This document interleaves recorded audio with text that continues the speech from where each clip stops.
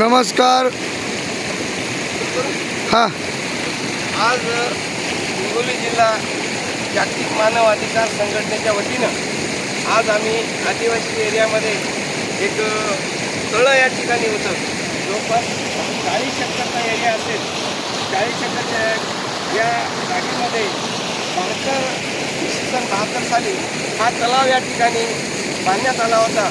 मात्र शासनाला वेळोवेळी या ठिकाणी आम्ही पाठपुरावा केला की शासन भूमिपटाची प्रयत्न होते, तरी पण शासनाने त्याला कानाडोळा केला आणि कानाडोळा करून या ठिकाणी आदिवासी माणसाचं या ठिकाणी अतोनात नुकसान झालेलं आहे. काही जणांच्या शेळ्या, गुरं, म्हशी आणि जे काही शेत आहे त्या शेतामध्ये सुद्धा खूप मोठं या ठिकाणी हानी झालेली आहे.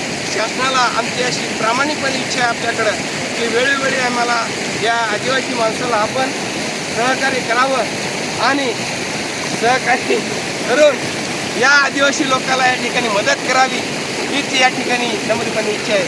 धन्यवाद.